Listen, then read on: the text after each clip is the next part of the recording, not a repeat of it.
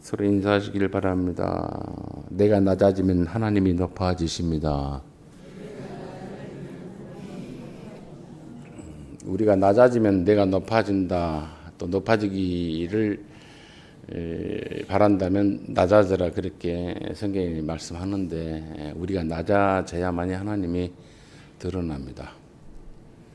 겸손해야만이 하나님이 그 거룩함과 복되심이 나의 겸손과 진실함을 통해서 드러나게 된다는 사실이죠. 제가 중고등부 대학부 청년들에게 항상 인사하는 그 화두 같은 그 어떤 기억하라고 하는 그 인사가 있습니다. 한번 따라서 합시다. 우리 어르신도 그래서 어쩐다고, 따라서 합시다. 그래서 어쩐다고, 당당해서 합시다. 사람이 살다 보면 실수할 수 있고, 또 유혹에, 시험에, 또 욕심에 인하여서 넘어지기도 하고, 또 부끄러움을 당할 때도 있습니다. 그럴 때 그런 일이 발각되었다 해서, 혹은 남들에게 내가 비난을 받는다, 조롱을 받는다라고 한다 할지라도, 여러분 그때 좌절하지 마십시오. 그래서 어쩐다고, 그래 내가 그랬다, 좀 뻔뻔하셔야 됩니다. 왜냐하면 하나님께서 성경을 가만히 보면은요, 우리 도덕과 윤리를 기준에서 구원하지 않았어요. 네가 깨끗하고 성실하고 신실하고 착하고 아름다우니까, 지혜로우니까, 겸손하니까 내가 너를 구원할게, 이래 안 했어요. 썩은 내가 펄펄 나고요, 죽은 자였습니다. 여러분, 하나님께서 우리에게 베푸신 구원의 그 비밀은, 또 구원의 조건이라고 한다면 우리에게 있지 않습니다. 하나님이 불쌍히 여기심이고, 하나님이 인도하심이고, 하나님이 기다려 주셨기 때문에, 또 사랑하셨기 때문에, 사랑하려고 한 것이 아니라 하셨기 때문에 포기 못해서 우리를 구원하신 거예요. 그리고 길을 열어주십니다. 그래서 그 사랑이 있고 그 은혜가 있고 여전히 지금도 유효하기 때문에 우리는 실패할 수 있어요. 넘어질 수 있어요. 그리고 유혹당할 수 있습니다. 왜? 육신의 욕망 때문에, 혹은 또 숙달된 그런 어떤 습성 때문에 그럴 수 있습니다. 그것이 도덕적으로 윤리적으로 비난받을 만한 것이 있다 할지라도, 그때 여러분들 막 거기서 뭐 죽은 양심이 살아나고 괴로워하면서 막 자기의 어떤 삶을 회피하고자 하는 그런 어리석은 일을 하지 않아야 됩니다. 그럴 때 그래서 어쩐다고 그렇게 하세요. 제가 여러분들 주는 비밀입니다. 그래서 어쩐다고. 우리 아이들이 지금 우리 하선이가 있는데, 제가 하선이에게 어렸을 때 기억난 게 하나 있어요. 조그마한 것이, 지가 아버지가 집에 빌 때는 크죠. 장남도 별로 큰 키는 2m가 좀 못 되는데, 자기 아버지가 뒤에 있는 거 보고 쬐까는 것이 다른 형들인가 그때 누구에게 당당히 뻗태고 있는 걸 봤습니다. 믿고 있는 것이 뭐겠습니까? 앞에 있는 형들 혹은 앞에 있는 어떤 큰 사람들이 자기에게 겁박을 한다 할지, 혹은 위협이 된다 할지라도 뒤에 아버지가 있잖아요. 버티면서 딱 버티는 걸 보면서, 그래서 어쩐다고, 우리 아버지 뒤에 있는데, 이거예요. 하나님이 십자가를 통해서 나를 사랑하셨고 결정 지어놨습니다. 그래서 내가 도덕적으로 윤리적으로 무너질 때 있어요. 부끄러울 때가 있습니다. 들킬 때가 있습니다. 그래서 어쩐다고. 그걸 하나님께서 안고 있고 이해하고 기다리고 있어요. 내가 깨지기를 바라는, 내가 더 껍질을 벗기기를 원하는, 나에게 기회를 여전히 주십니다. 부끄럽냐, 슬프냐, 치욕스럽냐, 내가 그 부끄럽고 수치스럽고 치욕스러운 걸 감쌌다. 그걸 내가 처절하게 경험하면은 내가 어떤 모습으로 바뀌냐면 진짜 겸손해집니다. 당신의 은혜가 아니면 내가 살 수 없다는 것을 알게 돼. 그래서 겸손은 떨지 말라 그래요. 겸손을 떨지 말라. 우리가 겸손한 척했죠. 나는 어째 겸손의 은혜를 겸손할 수밖에 없었어. 그거 떠는 겁니다. 겸손은 떠는 게 아니에요. 겸손은요, 그 겸손의 단어를 쓰지 않습니다. 그냥 실행한 거예요. 나타낸 겁니다. 상대가 스스로 알게 합니다. 어쩜 저렇게 사람이 겸손할까, 지혜로울까. 저 사람이 낮아짐을 해서 정말 하나님이 높임을 받게 하는 현상들이 나타납니다. 그것이 겸손이에요. 그런데 나는 겸손의 인사를 받았네, 겸손했네, 겸손합시다. 그건 떠는 겁니다. 오두방정 떠는 것처럼. 여러분 이제는 우리 신앙생활에 실력이 있어야 돼요. 진정한 내면의 실력. 그 실력을 갖게 하기 위해서는 뭐가 있냐? 엄청난 이해할 수 없는 고통을 받습니다. 이해할 수 없는 배신을 당합니다. 외면을 당합니다. 아픔을 당합니다.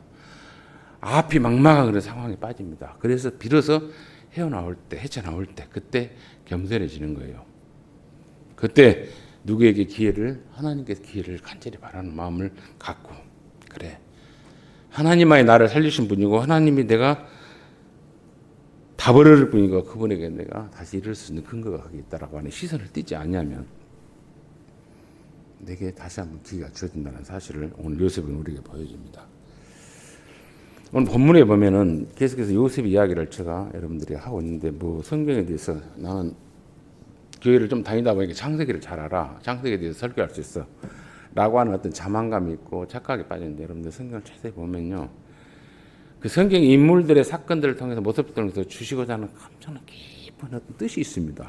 그걸 목사가 조금 어줍지 않게 조금 영적으로 눈이 떠서 각성되어서 여러분들 소개하는데, 제가 뭘 알고 행한 것이 아니에요. 이러한 하나님의 은혜가 있었구나, 이 은혜를 던져봤구나, 이 은혜를 쓰임만 도구가 되었구나라고 하는 것을 제가 조금 미력하는 말 발견해서 선포하고 같이 그렇게 가기를 원하는 것을 제가 소개하는 것입니다. 다른 거 없습니다. 저는 더 알면서도 하지 않냐는 게 더 나쁜 놈이죠. 그래서 계시록에 말씀한 것처럼 알고도 혹은 모르면서 아는 척하는 것 2배의 징벌을 받는다고 하죠. 소경이 인도하지 못한다고 하는 거. 오늘 본문은 그렇게 말합니다. 요셉이 애굽 왕 바로 앞에 섰을 때 30세라 그랬습니다. 30세. 10대, 20대를 약관이라 그러죠. 약관 20대. 30대를 뭐라고 합니까? 이립이라고 그래요. 이립이라고 하면 스스로 설 수 있는 그런 나이대다 이 말입니다. 영적으로 혹은 육체적으로 혹은 세상적인 어떤 지식을 습득하는 때로 인하여서 스스로 설 수 있는 때. 그래서 사회활동이랄지 혹은 경제활동이랄지 혹은 가정을 꾸민다 할지, 그리고 뭐 여자는 출산하고 남편을 받들고 혹은 뭐 자녀를 키우는 일에 스스로 설 수 있는 힘을 가진 때다 이 말이에요. 이립. 그래서 뭐 40대는 부록이라 그러죠. 흔들리지 아니한 거. 50대는 지체명, 하늘의 뜻을 안다라고 하는 거죠. 있죠. 그래서 30대 이가 비로소 하나님 앞에 애굽의 총리로 섰다라고 선전하고 소개하고 있습니다. 성경에서 숫자적인 그 상징을 통해서 우리에게 말씀하는 내용이 있는데, 수비학이라 그럽니다. 그 수가 상징하는 어떤 영적인 의미가 있다 이거죠. 예수님께서도 누가복음에 보면은 3장에 보면은 23절로 그래요. 30세에 공생애를 시작했다 그래요. 30세. 민수기에서 4장에 보면은 46절 47절 보면 레위 지파가 성막을 섬길 때 30세부터 시작해서 50세까지 섬긴다 그렇게 소개하고 있고요. 다윗도 일찍이 하나님으로부터 부름을 받았으나 그가 기름 부음을 받는 그 나이가 사무엘하 5장 4절에 30세였다라고 말합니다. 그리고 40년 동안 섬겨요. 사람의 때를 한때를 30년 혹은 40년 잤습니다. 이립 즉 30살에 세상에서 출세라 하죠. 세상을 나가서 활동하고 가정을 꾸미고 자녀를 낳는 것. 작은 어떤 자기 공동체고 자기가 다스려야 할, 섬겨야 할, 책임져야 할 그런 어떤 지역이죠. 이 30세의 애굽의 총리로 요셉은 부름을 받았다. 마치 하나님이 이 지구라고 하는 이 땅을 또 역사하심을 그리고 운행하심에 이립 스스로 서는 자. 그는 이 30살까지 얼마만큼 큰 고통의 자리에 고통의 어떤 아픔을 이해할 수 없는 그런 상황을 경험했는지 모릅니다. 13년이라는 세월. 17살 때 형들의 미움을 탔어요. 미움 탈 만한 이유는 없습니다. 딱히. 아버지께 좀 각별한 사랑을 받았던 외에는 없습니다. 그리고 자기에게 나타났던 꿈의 이야기를 조금 뭐랄까 방정맞게 했다 할까요? 했던 걸 때문에 그렇게까지 노예로 팔 만큼, 그리고 구덩이 처박아서 죽어라 할 만큼 미움을 받을 만한 그런 일을 하지 않았습니다. 그런데 그는 형들에게 팔렸어요. 미움을 받았어요. 그리고 어떻게 팔려서 죽을지 또 죽어갈지 모르는 그런 미지의 세상으로 버려버렸습니다. 그 배신이죠. 그 어떤 인신매매를 당했습니다. 그런 가운데서 그는 열심히 살아요. 다른 사람 같으면 즉 멘탈이 약한 사람 같으면 아마 너무 억울해 서러워서 분해서 생을 달리할 수 있겠죠. 근데 경호대장 집에 노예로 거기에 어떤 종으로 팔려서 최선을 해서 합니다. 인정을 받습니다. 그런데 그 몹쓸 여자의 유혹 때문에 그 욕정의 어떤 대상물이 되는 것을 거부했기 때문에 그는 억울하게 눈물을 쓰고 감옥에 갇힙니다. 정말 너무 분하죠. 왜 내 인생에서 이렇게 꼬이는 일이 많은가.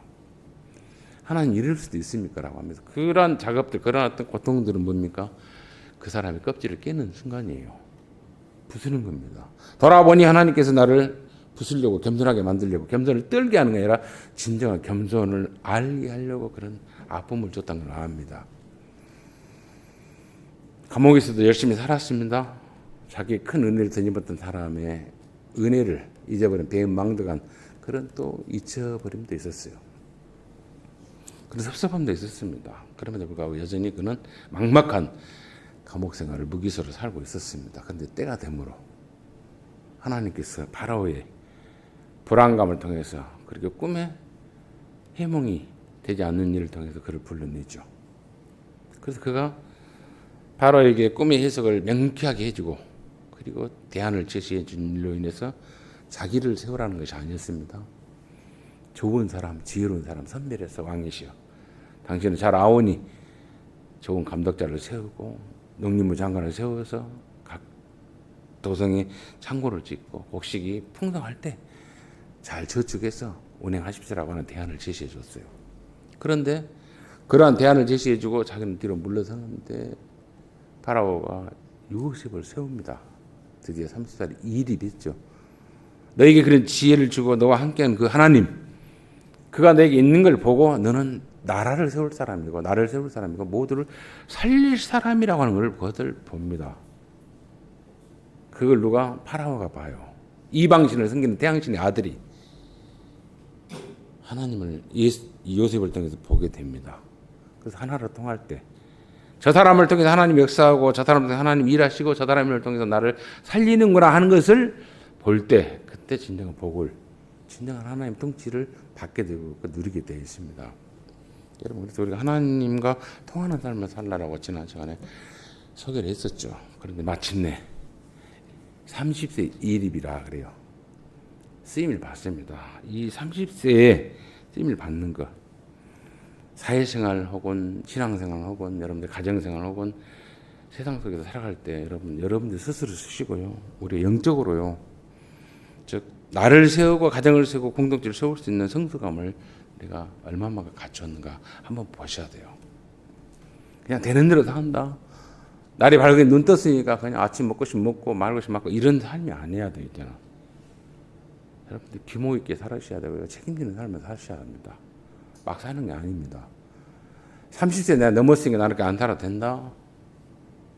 그런 개념으로 가지 마시고요. 나는 이립이라 그래서 30세 하나님께서 30세의 사람을 통해서 일하고 시작하는 그 통치, 그 역사하심이라도 누리고 싶다. 그러려면 내가 서야 되고 공동체를 세우고 모든 이들에게 큰 이익을 줄 수 있는 성숙감이 있어야 되고 그 성숙감은 겸손을 바탕에서 겸손을 뜨는 것이 아니라 살아온 생애 동안 13년 동안 엄청나게 그는 겸손이라는 것을 경험하게 하는 하나님 고통과 하나님 외면을 그가 겪었습니다. 그 최상의 자리에 섰을 때 그 자리에 세웠을 때 그는 복수하지 않았어요. 형들의 집은 멀다 하지만은 그는 그 형들이 쫓아가지 아니했고요. 당장 지금 자기의 휘하 아래 있는 사람이 누굽니까? 왕의 경호대장 하고 왕의 연락을 즐거움을 집정하는 집정관 즉 연회장을 칠 수 있습니다. 그리고 보디발의 아내를 칠 수 있습니다. 그 권력 줬잖아요. 그런데 치지 않아요. 사소한 복수를 하는 것이 아닙니다. 자기 권력으로. 자신을 핍박했던 자, 배신했던 자를 위한 보복을 권력을 통해 쓰지 않았습니다. 그는 용서와 사랑의 결실을 이루는 길을 택했어요. 용서와 사랑을 이루는 길을 택해요. 그에 대해 전혀 따지지 않습니다. 세상 권력을 잡으려면 사람들이 잡으려고 하는 이유는 뭡니까? 자기 자신을 세우는 것이고 그 권력을 통해서 자신의 이익과 자신의 가신들의 사람들의 평안함을 주군 그리고 면을 세기 위한 그런 목적에서 권력을 잡으려 합니다. 그래 놓기 싫어합니다. 왜? 달콤하거든요. 달콤해요. 그래서 그 권력을 잡으려 하기도 하고 권력을 또 놓기 싫어하는 것이죠. 그래서 계승시키려 하는 거죠. 자기들이 가신들에게. 그게 우리나라에서도 마찬가지고 역대 역사가 그렇습니다. 역대 역사가 그랬어요. 군부가 잡았고 안기부가 잡았고 또 언론이 잡았고 뭐 검찰이 잡았고 여러 가지 권력기관들 있잖아요. 공권력을 가진 사람들이. 나중에 돈의 힘이 또 잡을 수도 있겠죠. 근데 그 뒤에는 돈이 힘이 조정하는 것으로 저는 느껴집니다. 돈이 최고의 권력이에요. 어떤 자들이 잡는 그 세력. 근데 그게 놓기에 쉽거든요. 왜? 달콤하거든요. 다 되는 것 같거든요. 그래서 그걸 잡으려 합니다. 그래서 자기들이 거치는 자들, 자기들이 마음에 안 드는 자들 칩니다. 그 돈이든 권력이든지 무엇으로든지. 권력은 그렇게 쓰라는 것이 아니에요. 오늘 요셉은 우리에게 보여줍니다. 복수하라고 사소한 일에 쓰라고 하지 않는 걸 보여주고 있습니다. 그게 진정한 선언자예요. 요셉을 30살에 그가 고통받았고 힘들었으니까 성공시켰군 하나님이. 이런 개념이 아니란 겁니다. 총리로 그걸 세웠다는 개념이 아니에요. 보여지는 총리가 아니라 최고의 권력자의 자리가 아니라 뭡니까? 하나님 앞에 귀하게 쓰임받는 사람으로서 세웠어요. 겸손해졌어요. 그러니까 하나님 높이 들어섭니다. 하나님이 들어서요. 그를 통해서. 보디발의 아내 보디발도 칠 수 있었죠. 은혜를 잊어버린 연회장 어떤 식으로는 징계했을 것입니다. 그런데 그렇지 않았어요. 요셉은 그들의 허물을 용서했어요. 그래서 쩐다고 그럴 수밖에 없는 수준인 걸 이해했습니다. 그리고 그들의 허물을 용서하고 그들을 사랑하는 삶을 택했다라고 성경은 이야기를 합니다. 그게 오늘 본문의 이야기를 하죠. 바로 앞을 떠나 애굽 온 땅을 순찰한다 그랬습니다. 순찰한다고 하면 우리나라 이 단어가 조금 그 내용을 뭐랄까 약해요. 정확하지 않습니다. 정확히 말하면 통치이고 더 말한다면 창세기에 보면 그런 말씀 있죠. 너희는 다스리고 충만하게 채우라 그러잖아요. 그 사람이 가는 곳에 있어서 하나님의 다스림이 있고 하나님의 일하심이 있고 하나님의 풍성함이 있게 하는 걸 순찰이라 그래요. 그걸 다른 말로 말하면 회개하라. 너희들 가는 길, 생각, 모든 의식, 사고방식을 멈춰라 이 말입니다. 멈추고 예수를 통해서 오신 하나님의 통치를 받으라. 그것이 회개하라. 천국이 가까웠다 이 말입니다. 천국이란 말은 하나님의 다스림의 시대가 예수를 통해서 실현된다. 같이 동참하다라고 하는 것입니다. 예수께서 순찰하러 오셨으니 통치하러 오셨으니 뭘로? 사랑으로, 용서로. 사랑으로 용서로 헌신으로 왔으니 나자니로 왔으니 거기에 너희들이 동의하라 이 말입니다. 그것이 천국이 가까이었다는 말이에요. 우리는 근데 죽음은 내가 뭐든지 다 하다가 막 살다가 내 육신의 어떤 쾌락과 망령된 일을 하다가 그냥 하나님 앞에서 땅가라 따뜻하게 살자 이런 개념이 아니에요. 천국이 그런 개념이 아닙니다. 여러분 천국을 그렇게 소개하는 목사들 때문에 우리들이 사고방이 잘못된 거예요. 천국은 그런 개념이 아닙니다. 하나님의 통치입니다. 바실레이아라 그래요. 킹덤이 아닙니다. 바실레이아. 다스림에 기꺼이 동의하는 삶. 우리나라 대통령이 다스리잖아요. 누군가. 어떤 대통령이, 윤 대통령이 다스리죠. 거기에 우리 동의하는 삶. 동의 못하면 안 하는 것이고. 그 통치를 내가 얼마만큼 내가 따르냐, 동의하냐, 또 동의하지 않느냐. 그거예요. 그러니까 통치라고 하는 것, 하나님의 통치, 즉 순찰했습니다. 누가? 요셉이. 애굽에 온 땅을 순찰한다. 통치했어, 다스렸어요. 뭐가 문제 있고, 뭐가 억울해졌고, 뭐가 잘못됐는가, 뭐가 더 나은가, 면밀히 살폈다는 것을 말합니다. 면밀히. 그게 요셉이 했던 첫 번째 일이었어요. 첫 번째. 요셉이라고 하는 사람이 얼마만큼 사람을 사랑했고 또 그들을 살리기를 원했는가라고 하는 것은 그 자녀들의 이름 속에서 나와요. 이 자녀들의 이름이 큰아들은 므낫세다 뭐 듣지 않는 에브라임이다라고 하면서 뭐 므낫세 에브라임 나는 성경에서 요셉의 아들들 이름을 알 정도의 성경에 대한 지식이 해박해 이렇게 생각하는 그게 아니에요.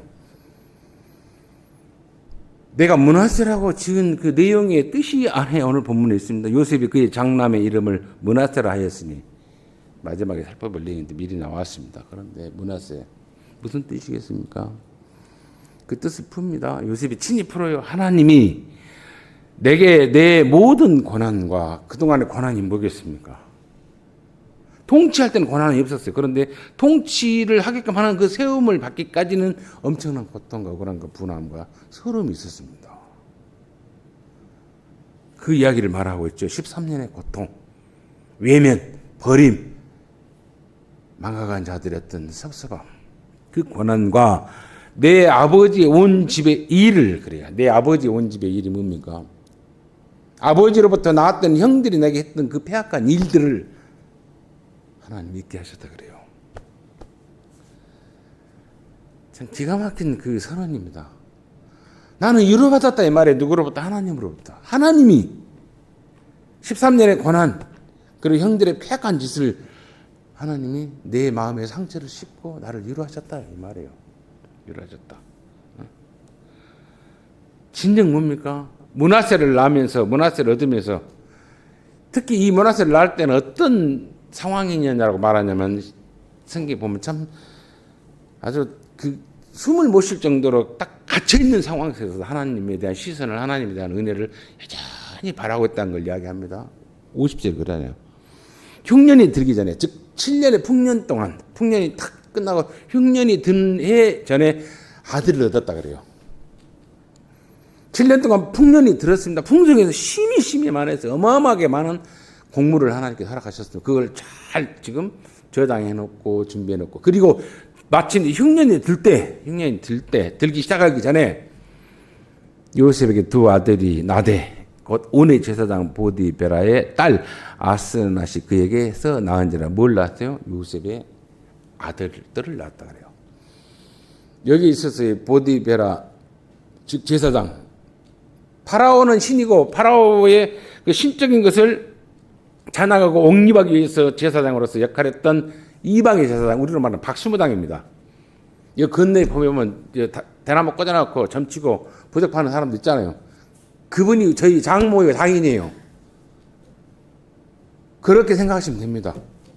차목사님 아버지 어머니가 점을 치고 머리 깎고 스님이고 굿을 치는 작두타는 분이다라고 하시면 여러분들 별로 좋지 않잖아요. 그런 상황에 지금 빠져있고 그 안에는 그 아버지 제사장의 사고방식이 정진해 그리고 그 종교적인 습성의 메인 여자예요. 가정 환경적으로는 평안함을 기적으로 그가 등극했지만 영적으로는 엄청나게 고립된 상황이에요. 포기할 수 있습니다. 그런데 불구하고 그는 그 속에서 뭡니까? 하나님이 향한 시선을 놓지 않았어요. 뭘로 인해서 증명합니까? 므낫세라고 하는 그 아들의 이름을 통해서 말합니다. 므낫세. 그 므낫세의 뜻이 뭡니까? 내 모든 고난, 13년 동안 고통, 내가 귀족의 집안이 됐고 이렇게 세움 받았지만은 영적으로는 하나님을 말할 수 없는 하나님에 대한 예배를 드릴 수 없는 그 처갓집 살이입니다. 권력은 졌지만은 그럼에도 불구하고 나는 하나님에 대한 시선, 믿음을 저버리지 않았다. 지금 요셉은 그렇게 이야기합니다. 고난과 내 아버지의 온 집의 일. 내가 잊어버리고 싶었지만 우리는 그러잖아요. 상처받았다 그러잖아요. 칼로 베인 것은 그때 비해서 좀 아팠는데 잊어요. 많이 고통. 근데 마음의 상처, 말의 상처는요. 안 잊습니다. 잊을 수가 없어요. 그러니까 사람들이 자기를 포기하죠. 많은 사람들이 조롱과 비난과 그리고 멸시 때문에 비웃음 때문에 쑥덕거림 속에 너무 괴로워하면서 자기를 포기해버리잖아요. 상처가 되니까. 그런데죠. 하나님께로부터 위로를 받았습니다. 상처를 시즌 받았다 그래요. 그래서 뭐라고 합니까? 내 아버지 온 집의 일을 잊어버리게 그래요. 잊어버리게. 망각이 아닙니다. 씻겨 버렸다 그래요. 하나님이 씻어주셔야 돼요. 여러분. 우리가 예수를 믿는 그 믿음의 그 저력은요. 무엇은요? 다른 게 없습니다. 열매는 뭔지 아십니까? 내 안에 있는 수많은 상처가 있어요. 듣는 소리 있어요. 비아냥거리 믿습니다. 밥을 사주고도 욕 얻어먹는 경우가 있어요. 성질나 죽겠어요. 그럼에도 불구하고 그게 상처가 됐지 마세요. 너는 밥을 먹고 밥이 좀 적었다, 맛이 없었다, 싸다라고 욕하는데 너는 내 마음을 못 받았다 이 말인 거예요. 내 대접을 못 받은 거예요. 내 호의를 너는 무시한 거예요. 그에 대해 슬퍼할 수 있으면 돼요. 안타까워야 돼요. 그래서 좀 대인비가 돼야 됩니다. 아이고. 그 가격을 보고 그 상황을 보고 그걸로 불평하고 쩝쩝거리냐 아쉬워하느냐. 그 상처받았다 하지 마시고요. 아이고, 내 마음, 내 생김을 네가 진정 받아들일 기회를 놓쳤구나 하고 안타까워하시면 돼요. 그 정도로 가야 돼요. 내가 언제 몇 그릇 사줬는데 너는 한 그릇도 안 사주더라. 그게 상처입니다. 추잡스럽게 그러지 마세요. 그거 뭐 보고 어쩌다고 그래요. 이날 낼 때까지 너한테. 그래서 제가 언젠가 몇 분들에게 저도 같이 돈 있으면 좀 밥을 사줄 때가 있어요. 뭐 10번 얻어먹으면 한 번은 사줍니다. 저도. 근데 한 번도 목사님들이 안 사주니까 어떤 친구가 그래요. 아니 목사님이 다 돈 올리십니까? 그러더라고. 그럼 나는 사람 아닙니까? 뻔뻔하게 얻어먹고 그래서 그런다면서요. 선생님 똥하고 기자 똥하고 장사꾼 똥은 기회도 안 줘서 먹는다고 그러더만요. 하도 거짓말 많이 싸니까 받아먹기만 좋아하니까. 결국 우리가 마음의 상처라는 것이 뭔지입니까? 마음의 상처는 내가 좀 못났다는 것도 있고요. 내가 좀 어리다는 것입니다. 내가 잘나고 내가 생각이 커지고 깨져버리면, 그리고 내가 강하면 담대하면 의식의 눈을 뜨면, 자의식의 눈을 뜨면 그 사람이 줬던 상처는 상처가 아닙니다. 아이고, 그 사람의 수준이 낮게 보여요. 안타깝게 보입니다.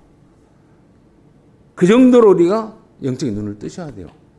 내가 신앙생활 했던 기쁜 그 복이 뭐냐, 그렇게 바뀌어야 돼요. 내가 너를 위해서 기도했는데 네가 그럴 수 있냐? 내가 너에게 뭔 호의를 베푼 네가 나한테 오는 답이 그거냐? 이게 아니에요. 그런 걸 구하려고, 그런 걸 내가 공짜 받으려고 했습니까? 그 자체가 틀리잖아. 여러분들 자녀들 기를 때, 자녀들에게 투자할 때, 손주들 닦아주고 이뻐질 때 나 알아주라, 나 용돈 주라 그러려고 그들에게 투자하고 합니까? 아니잖아요.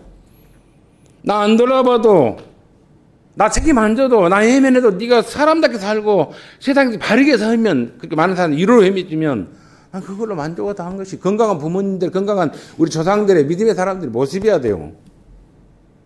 난 살피지 못한다 할지라도 그게 우리들이어야 됩니다. 너가 그렇게 잊어버릴 줄 몰랐다. 나 상처다. 그 못난 꼴로 해서 세상 떠납니다. 여러분 그 눈을 벗으셔야 돼요. 어떤 형편의 상처 같은 거 상처가 아닙니다. 내가 못났다는 것이요. 내가 부족하다는 것입니다. 이제는 대인비가 영적인 자의식, 대오 각성 눈을 뜨셔야 돼요. 이제는 이 한 해를 마감하면서 내가 얼마만큼 옹졸했는가, 얼마만큼 부족했는가, 얼마만큼 못났는가. 잊게 하셨다란 말은 뭡니까? 하나님의 위로가 내게 그동안 너무 컸다는 것이 뭘로? 고통과 팔림과 예명과 배은망덕한 것들이 나를 오히려 키웠다라고 하는 것으로 하나님께 영광을 돌립니다. 이 모습이 요셉에게 있어요. 요셉이 우리에게 주고자 하는 것이 뭡니까? 너희도 동일하게 그 은혜를, 그 풍성함을, 그 영적인 대우각성을 하라 이거죠. 총리가 아니에요. 그래서 서라 이 말입니다. 이립해라 이 말입니다. 너도 서고 주변을 세워라 이거죠. 이게 요셉이 우리에게 주는 거예요. 그리고 권력을 가지고 그는 어쩝니까? 도로도로 살 뺐다 손절했다 했습니다. 탁상 행정은 안 했습니다. 지시하지 않았으면 발로 뗐습니다. 현장을 발로 뛰면서 뭐라고 합니까? 늘 확인했습니다. 민정을 살 뺐어요. 출세를 즐기는 것이 아니라 그 출세를 하나님의 일과 그 백성들을 섬기는 이 길을 걸었다 그래요. 우리가 세상에서 부귀영화를 찾고 성공하는 이유가 뭡니까? 요셉처럼 이렇게 하나님의 일을 하고 사람을 살리기 위해서 성공해야 됩니다. 거기에 목적을 둬야 돼요. 벌어서 남 줘야 됩니다. 남 주라고 벌어야 됩니다. 저는 정말 지금도 여러분들이 늘 내가 말씀하죠. 그 돈 다 못 쓰고 죽으면 얼마나 아까울까. 나 그게 통쾌해 죽겠어요. 너무 신나요. 그 엄청난 자리에서 내려온 건데 그거 보고 얼마나 그 심장이 벌렁거릴까. 분에 눈을 못 감을까. 저는 너무 신납니다. 이 국민들을 위해서 군림하고 확대하라고 착취하라고 억울한 자 양생하라고 권력을 준 것이 아닙니다. 그들의 억울함과 궁핍과 목마름을 해결하는 데 있어서 너희에게 부여한 특권을, 어떤 권리를 잘 사용하라. 요셉은 7년 동안의 풍년을 넘칠 때 그는 결코 방심하지 않았고 다가올 흉년을 위해서 창고를 짓는 곡식을 거둬들이는 책임자들 또 누수당하지 않게끔 감독자 잘 세웠어요. 준비했어요. 그래서 진정한 리더는, 지도자는 뭡니까? 잘 될 때 아무나 하는 것이 지도자가 아니에요. 정말 난세가 있을 때, 어려울 때, 그때 지혜롭게 국난을 잘 헤쳐나가는 진정한 지도자의 모습인 것을 요셉이 보여줍니다. 요셉은요, 곡식이 풍성할 때 어디를 빠지지 않게 했습니다. 또 썩지 않게 했습니다. 저장했어요. 아직 흉년의 이야기는 나오지 않았습니다. 근데 사람이 잘 됐다가 흉년되고 완전히 이게 안 되고 안 풀리면 어떤 일이 벌어집니까? 약탈한 자가 생깁니다. 창고를 습격한 자가 생깁니다. 그런 건데 그런 것을 잘 보존했어요. 얼마만큼 지혜로운 리더십입니까? 책임감입니까? 인맥 관리입니까? 잘 관리해서 배분하는 철저히 준비하게 합니다. 제가 군대 생활에 제대 얼마 안 남고 84년도에 8월 달입니다. 그때 강원도 동해 목포항입니다. 우리 경기도 서울 지역에 제가 파견 나갔기 때문에 제가 탱크부대에 조종수로 있었어요. 교육사단 홍천에 있었는데 홍수가 나서 저희 부대도 그거 쓸리고 난리가 났어요. 그래서 그때 저 우리 김일성 주석께서 남한이 큰 피해를 입었다 해서 막 기억나실 거예요, 어르신들은. 84년도 8월 30일 날인가 그게 30. 그리고 9월 초까지 일주일간 파견을 가야 되는데 제가 20일인가 25일인가 미리 파견됩니다. 미리 파견 가요. 왜냐하면 목포항으로 지금 동해안이라 그때 목포항이라 하는데 그때 탱크를 다 그 포신을 거기다 딱 때려놔요. 왜냐하면 그 배를 시멘트 뭐 곡물을 싣고 오는 이북에 배가 하역을 하는데 혹시 하역하는 사람이 우리나라의 하역자가 아니라 거기에 하역자들을 데리고 온다까지 했기 때문에 어떤 일이 뭐냐 혹시라도 한두 명이 특수부대 특수 8군단 애들 중에 빠져나가거나 또 혹은 뭐 전쟁에 대한 기미가 있으면 바로 그냥 그 배를 부셔버리려고 하는 그런 작전이었어요.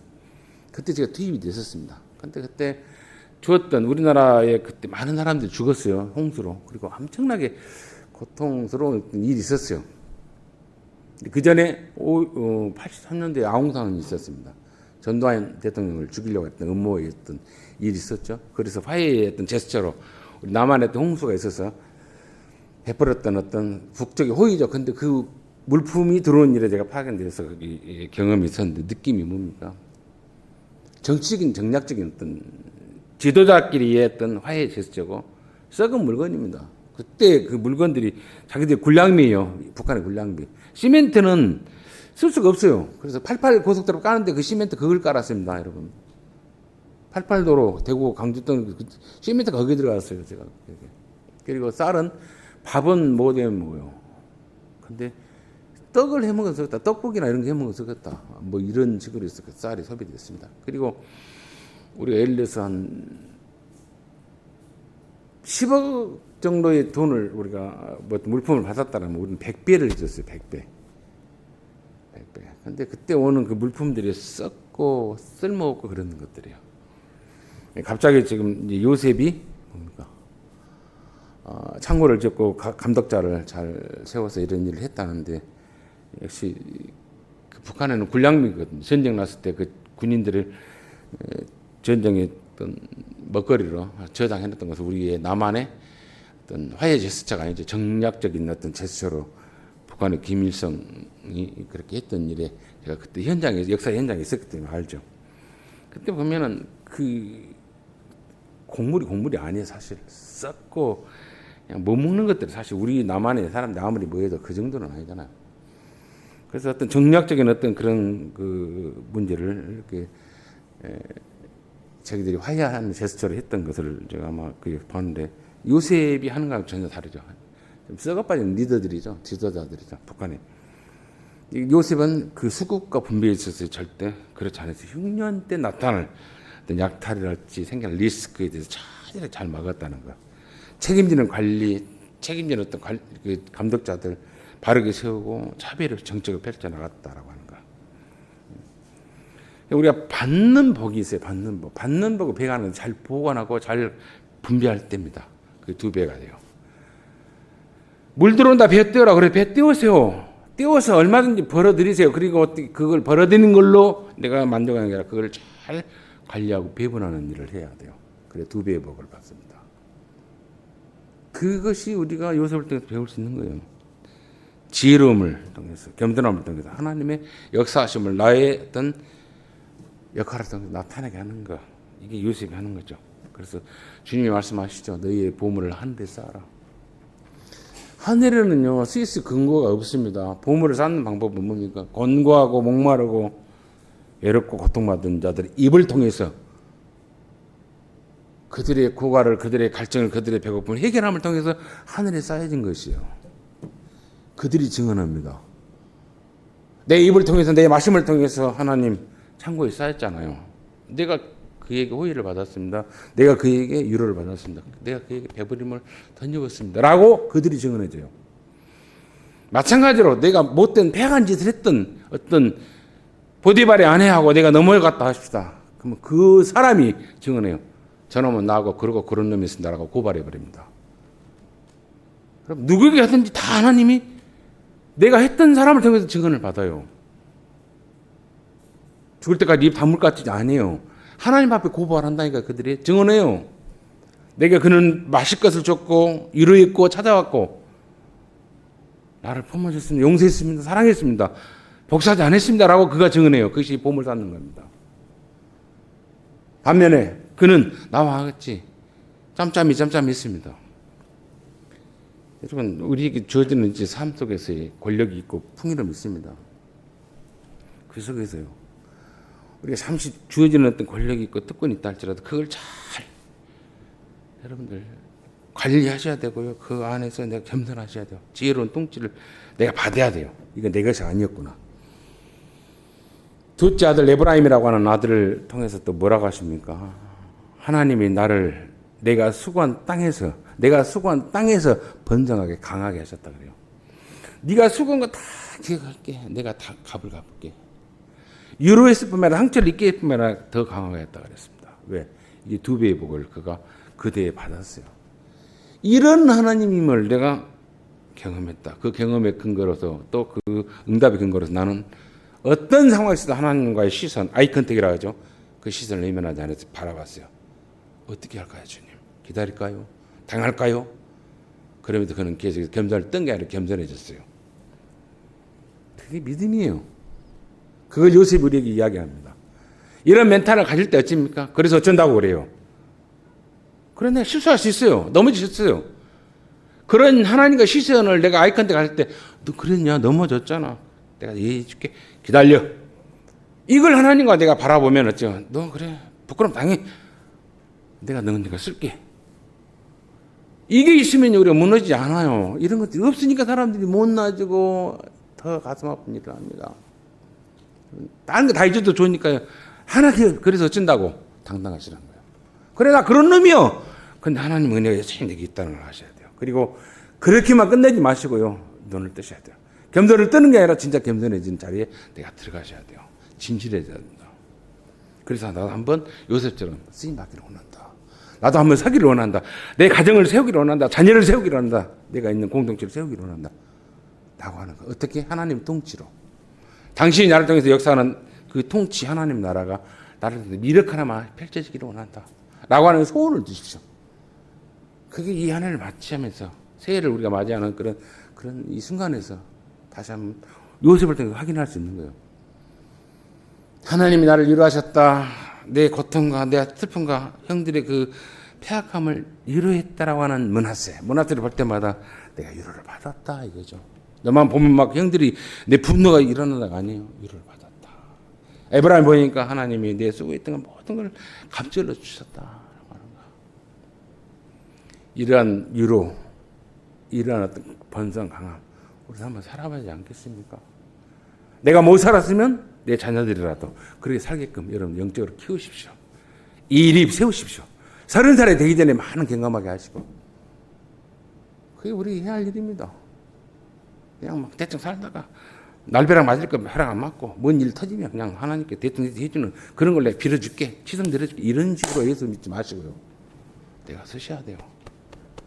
무섭게 내가 쓰셔야 돼요. 이립 내 나이 30세 나도 요셉처럼 한번 쓰고 잘 통치받고 통치하겠다라고 하는 참으로 믿음 안에서 바른 가치관의 진리 안에서 각성하게 눈을 뜨고 겸손함으로 겸손을 뜬 게 겸손함으로 쓰임받는 저와 여러분의 살아 움직이는 예수가 역사하시는 그 은혜의 길을 걷는 저와 여러분 되시길 주의 이름으로 축원을 드립니다. 좋으신 아버지 은혜를 감사드립니다. 내 앞에 원수는 내 원수가 아니라 내가 먼저 받은 하나님의 사랑과 용서를 그도 알아야 할 자리라는 것을 아는 베푸는 변화의 생각을 갖는 저희들 되게 해 주옵소서. 주님 그 원수를 옛날 나처럼 먼저 사랑하신 하나님의 그 사랑을 그 원수에게 원수 같은 것으로 착각했던 자들에게 내가 받은 은혜를 베푸는 대상자로서 생각하고 선대할 수 있는 마음의 여유름이 우리 가운데 있도록 도와주시길 원합니다.